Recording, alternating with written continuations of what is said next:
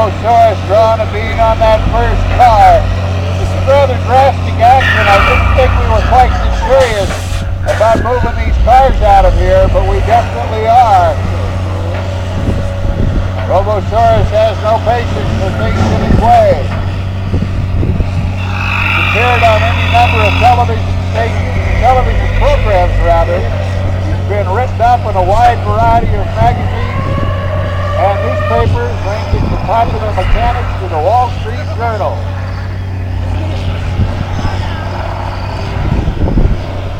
$25,000 of gripping force in the hands of this monster.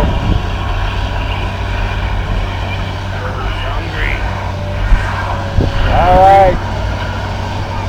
He's got that first car in his sight. Robosaurus reaches down.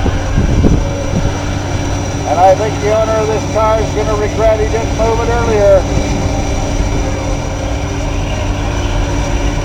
You've heard of cash for clunkers.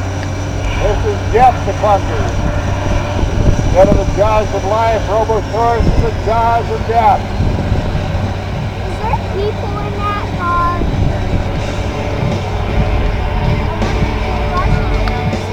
there people in that car?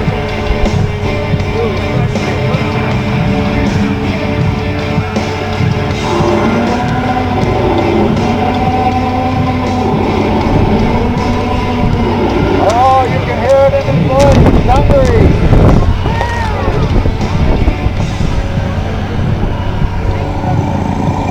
And it looks like we're about to have a toasted chorus. Come on!